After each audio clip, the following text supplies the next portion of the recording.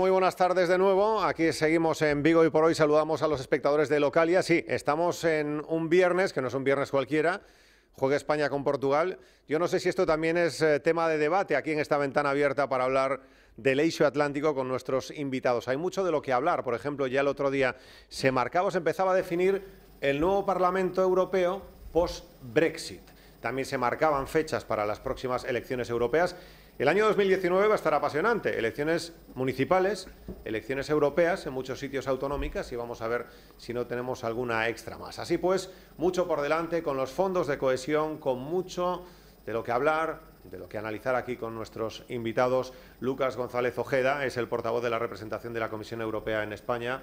Señor González Ojeda, muchísimas gracias por acompañarnos. Buenas tardes. Muy buenas tardes y muchas gracias a vosotros. Y José Manuel Fernández es eurodiputado del PSD, es un eurodiputado portugués de muchísimo peso también, ya no solamente en Portugal, sino en la propia Unión Europea. Es correlator del Plan Juncker, una de las personas que tiene que definir cómo se pueden repartir esos fondos extra de la Unión Europea. Señor Fernández, muchísimas gracias, obrigado. Muito boa tarde também. ¿Falamos de fútbol, señor Fernández, ou Podemos não? falar, Podemos falar. Podemos falar de futebol e eu espero uma final Portugal-Espanha. E hoxe? E hoje uma vitória de Portugal. La victoria de Portugal. No podemos compartir lo mismo, ¿no, Lucas? No, pero bueno, desde luego, si hay que firmar compartir la final. Una pero final sí, ibérica, sí. Final ibérica. si hay una que final firmar ibérica. esa final, se firma, sí. No estaría nada mal. Bueno, el otro día se reconfiguraba, se reprogramaba el Parlamento post-Brexit. Yo, señor Fernández, no sé cómo analiza vostede precisamente o que pode ser ese Parlamento como un pouco contexto no que se vai mover a Comisión Europea, o Parlamento Europeo, post-Brexit, sempre cando Londres dea o paso definitivo. Sim, já é seguro que vão sair os 73 deputados do Reino Unido. Vão sair. Portanto, vamos passar agora a ter 705 deputados, porque fez-se a distribuição de lugares sobrantes por aqueles que estavam prejudicados, e a Espanha era um dos que estava prejudicados, em termos comparativos com países que tinham mais ou menos a mesma dimensão, e em Espanha era preciso mais votos para eleger um deputado. E por isso há uma reorganização e ficaram ainda lugares vagos, 46 lugares vagos, para uma possível entrada de outros Estados-membros ou para possíveis também uma possível distribuição no futuro. O Parlamento Europeu é, portanto, reduzido de 751 para 705 e em que há Estados-membros, como é o caso da Espanha, mas também da França, em que ganham deputados. A minha maior preocupação com o próximo Parlamento tem a ver com não esta redução do número de deputados e esta nova distribuição, mas terá a ver com a sua composição, e eu espero que venha a existir um Parlamento onde os moderados tenham a maioria. Porque o que nós estamos a ver na União Europeia é o crescimento quer da extrema-esquerda, quer da extrema-direita, e eu que estou no Parlamento e vejo nas matérias que são importantes, depois eles votam da mesma forma e votam contra. Fundos para Portugal ou para a Espanha. Extrema-direita e extrema-esquerda, votem contra. Orçamento da União Europeia para 2019, já sei como é que vão votar contra. E, portanto, tudo aquilo que é estruturante e importante, os extremos que estão a crescer, e é essa a preocupação, e veremos a configuração do próximo Parlamento, estes extremos eu espero que não tenham maioria, e espero que os moderados, que é esse o nome que eu lhes dou, consigam fazer consensos para que a União Europeia possa, em conjunto, ter soluções. Porque quer os extremos de esquerda, quer de direita, defendem orgulhosamente sós. Cada um por si. La France en premier, o orgulhosamente finlandês, o orgulhosamente italiano. E nós somos orgulhosos dos nossos países, mas para fazer face ao desafio da globalização, das migrações, das alterações climáticas, para combatermos o terrorismo, nós só podemos ter sucesso se atuarmos de uma forma unida se partilharmos, se atuarmos em conjunto. Muy interesante. Ahora retomaremos esto, señor Fernández, pero quiero una valoración también de Lucas González Ojeda con respecto al nuevo Parlamento. España tuvo buenas noticias esta semana con esos +5, ¿no?, que Sí. va a sumar.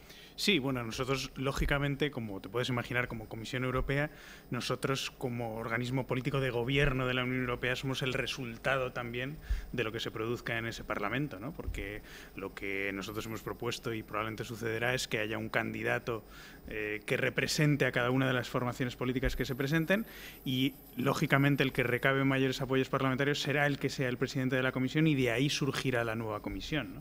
O sea que nosotros, obviamente, como no puede ser de otra manera, también estamos muy pendientes de lo que va a ser los resultados de las elecciones europeas en mayo del año que viene y, desde luego, lo que esperamos es que sigan los eurodiputados como conjunto de esa representación política apostando por el proyecto europeo, ¿no?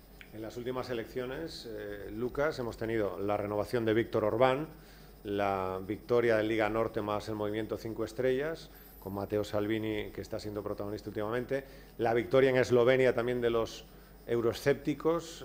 ¿Preocupa en la Comisión Europea estos cambios en Europa o por lo menos este mensaje antieuropeísta? Bueno, yo creo que hay que distinguir dos cosas, ¿no? Una cosa es el respeto absoluto a los procesos democráticos en cada uno de los países. En eso nosotros no entramos. Nos parece que, lógicamente, cada población de cada país es soberana para decidir quién tiene que ser su gobierno. Luego están los mensajes previos a las entradas en los gobiernos y luego está la acción política de cada uno de los gobiernos. Entonces yo lo que me gustaría es esperar a la acción política concreta de cada uno de los gobiernos y como Comisión Europea es lo que nos toca hacer, esperar a ver qué van a hacer cada uno de esos gobiernos, ¿no? Despois do Brexit, señor Fernández, muda moito o taboleiro de repartos, por exemplo, agora entramos xa en materia dos fondos de cohesión, dos fondos europeos. Vai mudar moito de cara a, por exemplo, a Eurorrexión Galicia Norte de Portugal, na que estamos agora e sempre somos receptores deses fondos europeos? Antes dos fundos muda uma coisa, é que nós a 28 somos a maior economia do planeta, sem o Reino Unido já não somos. Nem sempre temos a consciência que somos menos de 7% da população, a União Europeia, que temos a maior economia do planeta, mas que temos aqui 50% dos direitos sociais, que também somos os mais generosos em termos de ajuda ao desenvolvimento e ajuda humanitária, e que depois vivemos em paz, em democracia, em liberdade, no respeito das regras do Estado de Direito. Sí. E preservamos e defendemos a dignidade humana. Não temos consciência dos valores da União Europeia. E o Reino Unido sai, enfraquece a União Europeia, mas também se enfraquece ele próprio. Porque hoje o Reino Unido é o país que menos cresce na União Europeia. E o Reino Unido vai querer continuar a participar em programas, no Horizonte 2020, Sim. que vai ser o Horizonte Europa, em programa de investigação e inovação. Vai querer participar. Quer participar nos programas como o Galileu e o Copérnicos. Quer continuar no Erasmus+. E, portanto, quer continuar também a participar no Fundo Europeu de Desenvolvimento, que agora está dentro do orçamento, que é um fundo para ajudar, uma ajuda externa à União Europeia. E, portanto, o Reino Unido quer continuar a participar e quer continuar a contribuir. É aqui uma coisa interessante, é que o Reino Unido quis sair porque dizia que dava muito dinheiro para a União Europeia. É verdade. Agora faz as contas e percebe que tem o dobro do prejuízo, portanto, tem o dobro do prejuízo em relação àquilo que dava. O doble. O dobro. E, portanto, porque as contas não podem ser... A Alemanha é a que mais contribui para o orçamento da União Europeia, com 27%. A França com 21%. E, portanto, com 17% a França e com 21% a Alemanha. Portanto, os dois são 38% do orçamento. 21% para a Alemanha, 17% para a França. É muitíssimo. É muitíssimo. A Alemanha põe 10,5% das receitas fiscais no orçamento. Mas a Alemanha não ganha nada com o mercado dos 500 milhões. Isto é só se faz contas naquilo que se põe e depois também naquilo que se retira dos orçamentos. Não se faz contas depois a todo o mercado interno e a todos os benefícios que se tira. Todos os países são beneficiários do orçamento da União Europeia. Sobre os fundos, há alterações que nós defendemos. Os fundos vão ser o quadro financeiro plurianual, o marco financeiro vai ser 2021 a 2027. Sí. Positivo, ser 7 anos. Inicialmente houve quem quisesse que fosse 5. A política de coesão vai continuar. E a política de coesão é cerca de 1/3 desse orçamento.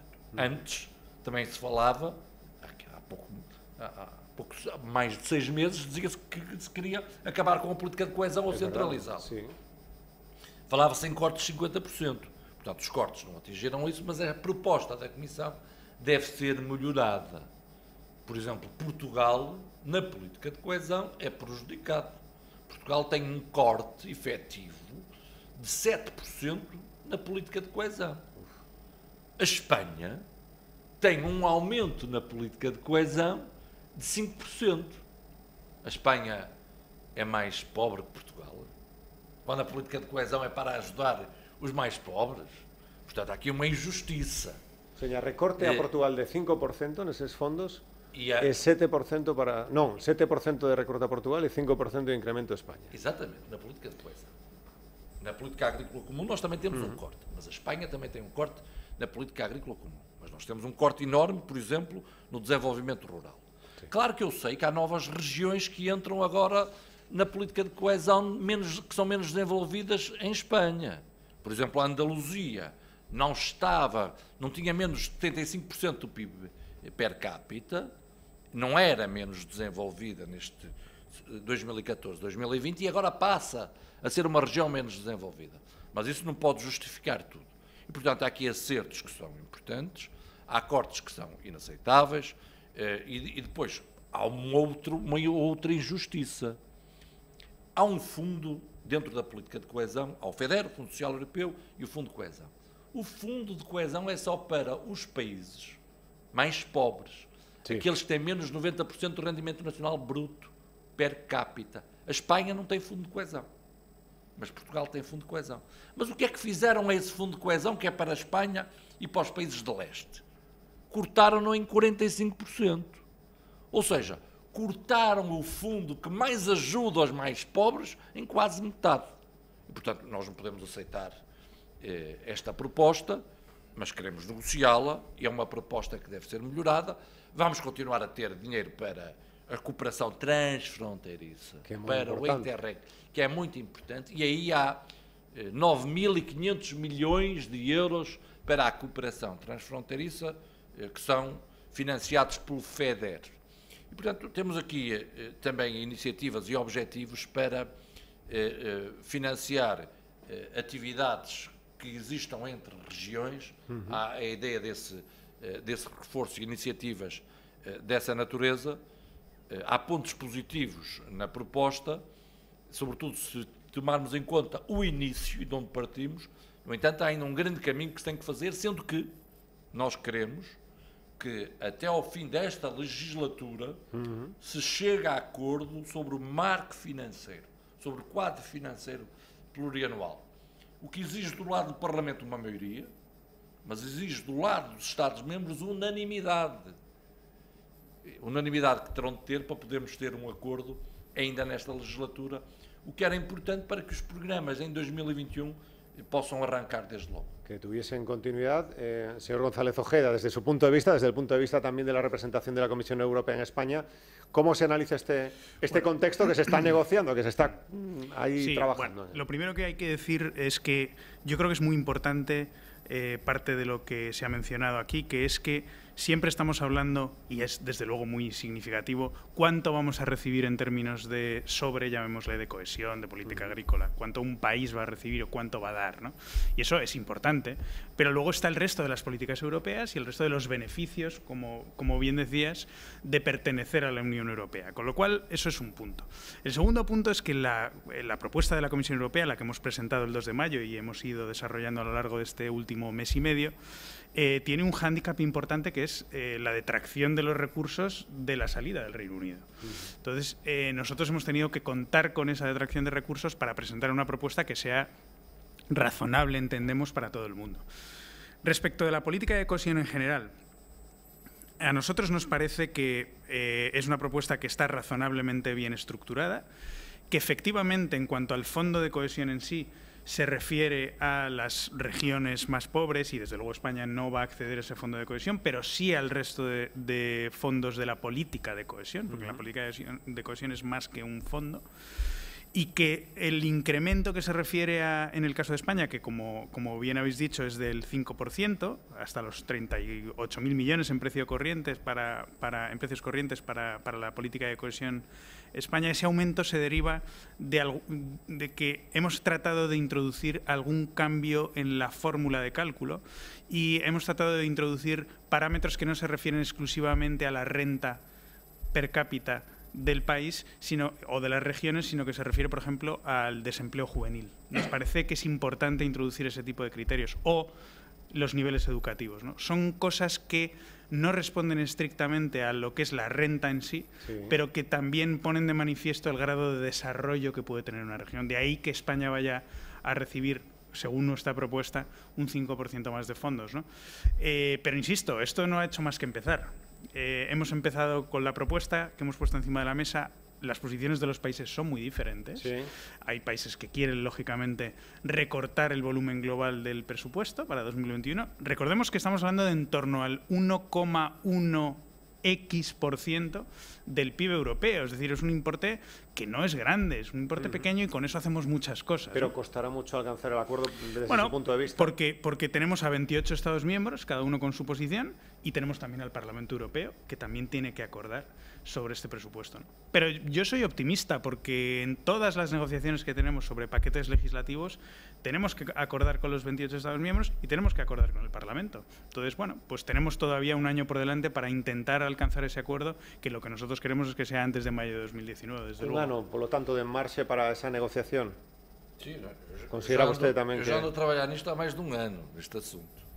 O Parlamento tem uma posição firme. Nós votamos há um mês uma resolução, que eu negociei, aliás, com os outros grupos políticos, que é clara.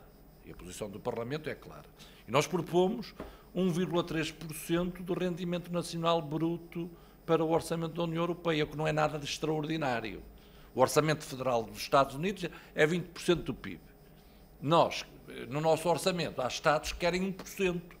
E a proposta da Comissão é 1,11%. Metendo já lá dentro o que estava fora, que era o Fundo Europeu de Desenvolvimento.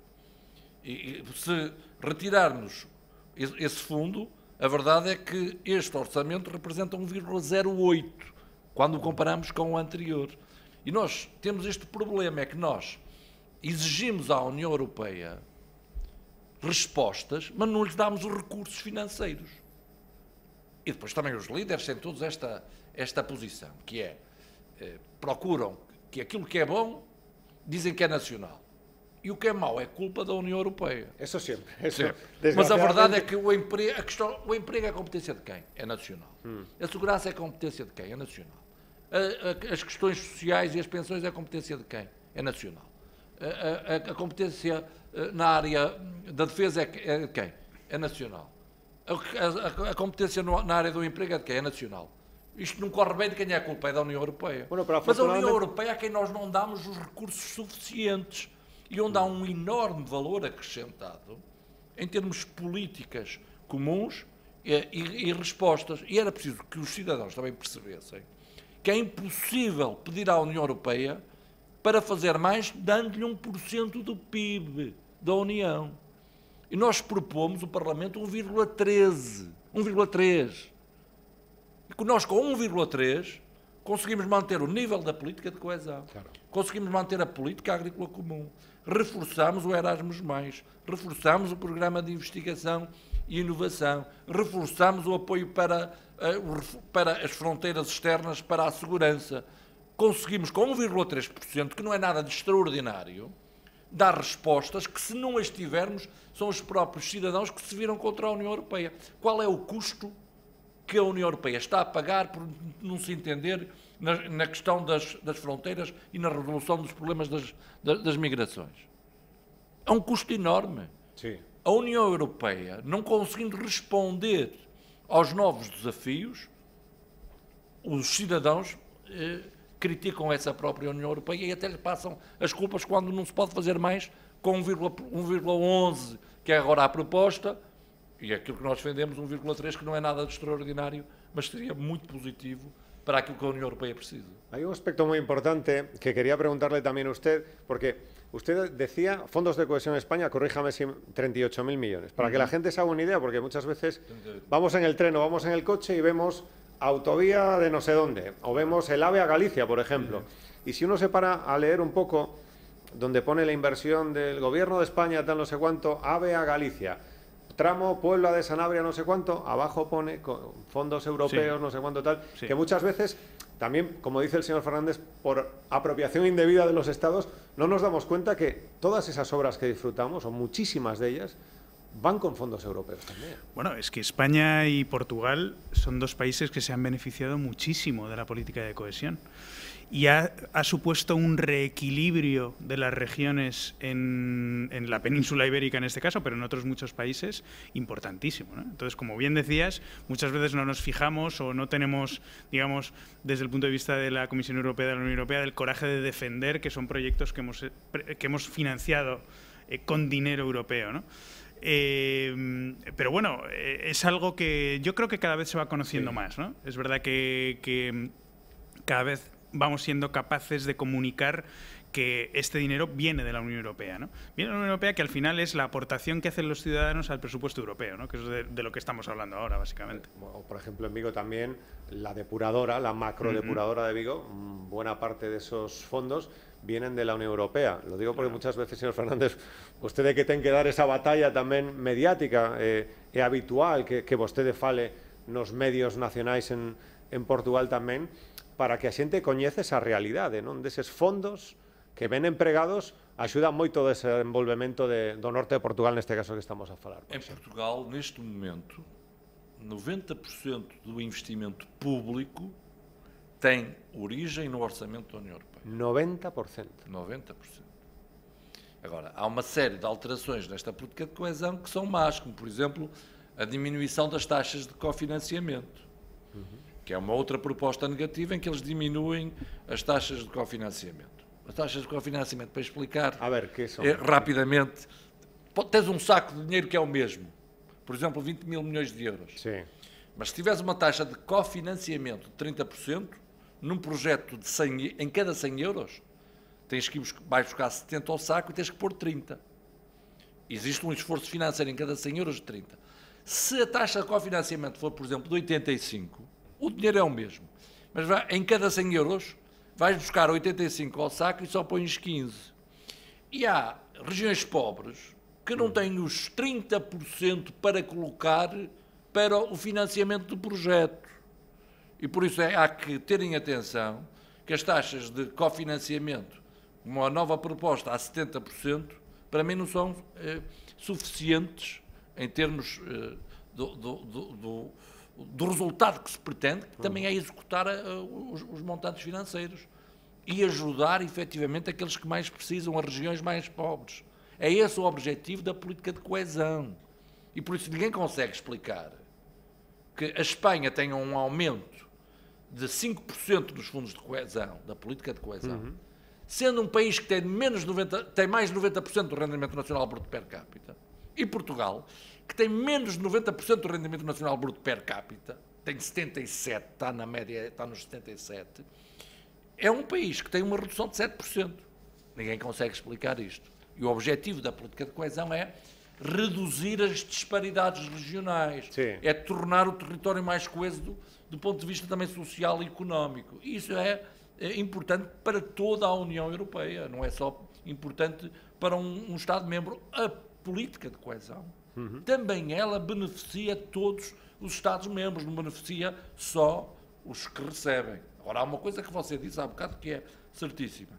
Nem sempre há consciência que as estradas onde passamos, a água que bebemos, os lares, as creches, os hospitais, as universidades, a formação profissional, investimento tem europeu na maior origem no orçamento da União Europeia e que só é 1% do PIB da Unión.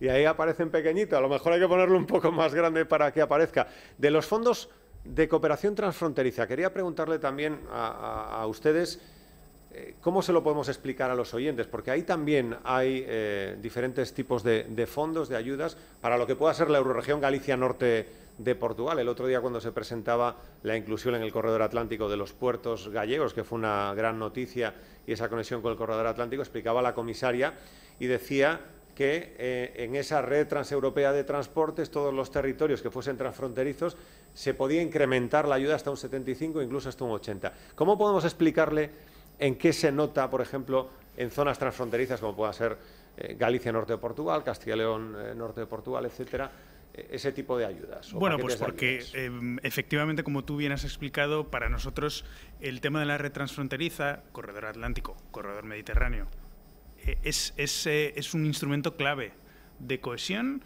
y de interconexión en el mercado único. Entonces, el hecho de haber incorporado, como bien decías la semana pasada, al corredor atlántico, digamos, la vía Vigo-Coruña, Orense-León, a nosotros nos parece fundamental, porque no solo tiene digamos, un impacto sobre esas poblaciones que hemos mencionado, sino también sobre la población que está en el mundo rural en esas áreas, en transporte de mercancías, en generación de economías. Todo eso tiene un impacto extraordinario en la economía. Y respecto de los fondos, bueno, pues por ejemplo, nosotros hemos propuesto que el fondo Conectar Europa, que desde luego está, digamos, para ese tipo de obras e infraestructuras, se aumente un 47%. Nos parece que es fundamental también hacer interconexiones no solo de transporte, sino también en materia energética y en materia de digitalización. Y son dos capítulos que también hemos incluido para ese fondo, ¿no? Todo eso lo que ayuda, sin ninguna duda, es a seguir avanzando en el concepto de mercado único, pero de mercado único real, que la gente lo note, que la gente sepa que eso es algo que puede tocar, que ya lo nota, que es tangible, ¿no? Hace un año del roaming. Señor González Ojeda, que lo veíamos como algo y se consiguió. Y la Unión Europea dijo, esto se saca adelante y se sacó adelante. Sí, desde luego. El objetivo 2020 de que regiones como Galicia, que están, o Castilla y León, a la cola en España de las conexiones de Internet, de cable, ADSL, que ahora están muy por debajo, la obligación de la Unión Europea a los países, pónganse las pilas, 2020, todo el mundo conectado. Sí, porque es que creemos que tenemos un reto con la digitalización impresionante para el futuro, ¿no? Entonces, desde luego, el capítulo de Mercado Único Digital es un capítulo que hemos querido reforzar también en este presupuesto. Es una de las prioridades del presidente Juncker para este periodo y estamos seguros que en el siguiente periodo de la Comisión va a seguir siendo una prioridad, sin ninguna duda. Fondos transfronterizos, fondos FEDER, Plan Juncker, que usted conoce también porque estuvo también trabajando en todo lo que tiene que ser el Plan Juncker. ¿Cómo nos podemos beneficiar o qué tiene que hacer Galicia, Norte de Portugal, Galicia, Portugal, España, Portugal, para que se puedan recepcionar más fondos? Há uma palavra-chave, interconexões. E aqui as interconexões, como referiu e bem, devem ser do ponto de vista dos transportes, mas também da energia e do digital. E é essencial que a União Europeia, por exemplo, na energia, seja independente, tenha energia segura, não fique dependente, por exemplo, do Sr. Putin e da sua boa vontade. E nós temos energia, por exemplo, que está a perder, energia eólica em Portugal, e que podia entrar em toda a União Europeia. Portanto, há aqui a necessidade de remover todos estes obstáculos e que são importantes para não só um país periférico como Portugal, mas também são importantes para toda a União Europeia. E a este nível há muito a realizar. Vamos ter um novo plano Juncker, mais forte, que vai ter todos os outros instrumentos. Chama-se InvestEU e pretende mobilizar 650 mil milhões de euros. E vai privilegiar também ele os investimentos transfronteiriços, considerando que a adicionalidade, que é um requisito, é beneficiada, é mais facilmente atingida para projetos transfronteiriços. Isso é algo que é extremamente importante. E aqui pode-se complementar estes fundos, que são empréstimos a uma taxa de juros muito mais barata, com o mecanismo Interligar Europa, o CEF, mas também com outros fundos estruturais e fundos da política de coesão. E há a necessidade de fazer este blending, esta junção. Sempre são complementários. Esta complementaridade é importante. Devemos olhar para os projetos que acrescentam valor, projetos que alguns estão identificados na área dos transportes, e fixámos-nos muito aí, isso também é importante. É evidente que todas as barreiras devem ser eliminadas, não faz sentido andarmos com a bitola ibérica e a bitola europeia e depois não passar os Pirineus, e portanto há aqui toda essa remoção de obstáculos que é fundamental, mas depois também apostar na energia, apostar no digital. Agora há projetos que seriam interessantes nós vermos, até a nível, por exemplo, de pequenas centrais de biomassa. Porque é que não poderíamos pensar em pequenas centrais de biomassa que precisam de recursos da floresta e que, ao mesmo tempo, para além de se produzir energia, teríamos em simultâneo a limpeza das matas e da floresta, e evitava-se também dessa forma a praga que é a dos incêndios. Sim. Portanto, em termos da proteção civil, também podemos cooperar e ter aqui projetos em conjunto. Era interessante nós definirmos o que é que queremos. Porque nós estamos aqui a falar de envelopes financeiros. Sim. São muito importantes. Mas não é menos importante dizer o que é que se pretende fazer com eles. Também é verdade. E depois nós procurarmos projetos que acrescentem valor, que reforcem, por um lado, a coesão territorial, mas, por outro, a competitividade, que criem emprego, as sinergias que podemos ter. E aí era uma discussão também interessante. É evidente que Portugal já deveria estar a trabalhar naquilo que quer executar até 2027. A Espanha deverá estar a fazê-lo. Mas deveria de haver aqui uma conversa em paralelo sobre os projetos comuns que poderíamos estar a realizar com estes recursos, e alguns que são instrumentos financeiros, e o novo plano Juncker, que vai ter 650 mil milhões de euros para investimentos, é uma ferramenta poderosa que não nos podemos esquecer dela também. Para quando terão esse novo plano Juncker? O objetivo é que esteja também concluído nesta legislatura esse regulamento, que já foi também apresentado e que vem substituir todos os outros instrumentos financeiros. Há uma outra novidade neste regulamento, é que no plano Juncker só o BEI é que tinha a possibilidade de gerir a garantia. Agora o BEI vai ficar com 3/4 da garantia, e 1/4 é para as instituições financeiras de desenvolvimento, os bancos de promoção nacional, poderem utilizar. Ora, cá está aqui também uma outra situação positiva, que era: Portugal devia ter a instituição financeira de desenvolvimento, o Banco de Fomento, a funcionar. Sim. E a funcionar bem. Poderia trabalhar em cooperação com uma instituição financeira, um Banco de Fomento espanhol, um outro francês, por exemplo, para projetos que nos ligassem e projetos comuns. Porque uma das coisas que se vai exigir neste InvestEU, neste novo plano Juncker, é que uma instituição financeira de desenvolvimento, ou um conjunto delas, se estiverem em 3 Estados-membros, podem elas próprias se candidatar e gerirem elas uma parte da garantia. Isto para projetos comuns, para projetos mais pequenos, para plataformas de investimento, é a forma ideal de se poder avançar. El plan Juncker es otro ejemplo de las facilidades que se le pueden dar a los estados o conjuntamente a 2 estados como España y Portugal para desarrollar proyectos conjuntos, ¿no? Sí, sin ninguna duda, y además es que estamos en plena ejecución del plan Juncker, que, como bien sabéis, pues lo que pretende es movilizar hasta 500.000 millones, el nuevo plan Juncker hasta 650.000 millones. Estamos hablando de importes muy significativos para la economía, ¿no? Yo creo que el objetivo primordial del plan Juncker, como bien se sabe, es el crecimiento económico y la creación de empleo. Creo sinceramente que ha funcionado muy bien. Con proyectos muy concretos, y que efectivamente ampliarlo incluyendo todos los instrumentos que estaban a nuestra disposición, pues yo creo que puede ser un instrumento potentísimo para seguir fomentando el crecimiento económico y la creación de empleo, que es de lo que se trata, y era la primera prioridad de Juncker al llegar a la Comisión. O Juncker começou em 2015. Sim. E até agora, em Espanha, já mobilizou cerca de 38.000 milhões de euros. Sí, sí, sí. Que se ve pronto, 38.000 millones. ¿Cómo se puede profundizar o qué deberían hacer España y Portugal, como bien ha apuntado el señor Fernández, para profundizar en esa propuesta común o esas propuestas comunes que se puedan beneficiar de esos fondos? ¿Qué se debería hacer?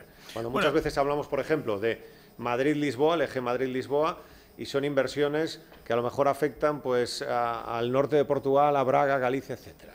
Bueno, nosotros es que estamos en una casa común, ¿no?, que es la península ibérica, y entonces todos los instrumentos de cooperación que se puedan poner en marcha entre los dos gobiernos pues nos parecen fantásticos, ¿no? Y desde luego, todo lo que tenga que ver con interconexiones ferroviarias, de carretera e, insisto, de energía y digitalización, pues son cosas que obviamente nosotros como Comisión y como Unión Europea en general lo que ponemos es a disposición de los ciudadanos y de los gobiernos los instrumentos de los que nos hemos dotado y el presupuesto del que nos vamos a dotar.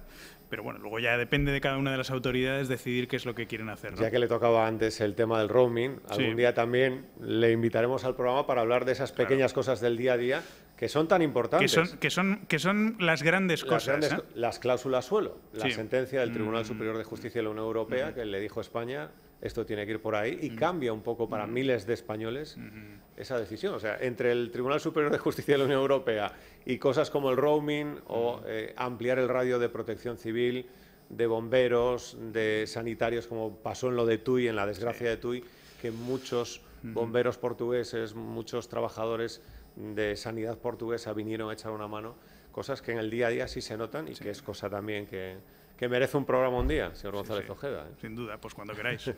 Pues muchísimas gracias por estar aquí con nosotros y ahora vamos con cosas muy serias. ¿Qué resultado le ponemos al España-Portugal de esta noche? Señor Fernández, un resultado. 2-0 para Portugal. 2-0 para Portugal. Yo voy a ser más prudente y voy a decir que obviamente me gustaría que ganara España, pero voy a decir un empate a 1. ¿Empate a 1? Sí. Pues venga, yo diré 1-0, así equilibramos. Un empate, una victoria y una victoria. 1-0 para Portugal. No, para España. Señor Fernández, señor González Ojeda, muchísimas gracias por estar aquí con nos neste programa para falar da Unión Europea, da Comisión Europea, dos fondos europeos que son tan importantes en moitísimos proxectos. Muchísimas gracias. Muchas gracias a vosotros. Gracias a vosotros por estar ahí un día más, un programa más, y qué importantes son, lo decíamos antes, cuando vemos esas obras del AVE, cuando vemos una obra en un hospital, cuando vemos obras también en pleno centro de la ciudad, y si os fijáis, cuando salga una bandera de la Unión Europea en una de las esquinas de esos carteles, en buena parte de ellos lo que significa es que recibe fondos europeos para poder desarrollar buena parte de esos proyectos. Por eso, hablamos una vez al mes aquí de la Eurorregión Galicia Norte de Portugal, hablamos de Europa, de los fondos, y eso es tan importante que muchas veces no nos damos cuenta que en el día a día, en nuestro día a día, y si no que se lo digan a los vecinos del Miño con el tema del roaming, en el día a día, qué importantes son esas decisiones que se toman en Bruselas o en Estrasburgo, que ahora está esta semana en el Parlamento en Estrasburgo, pero que nos afectan directamente a nosotros. Muchísimas gracias por estar un día más ahí. El lunes volvemos aquí en Vigo y por hoy. Hasta luego.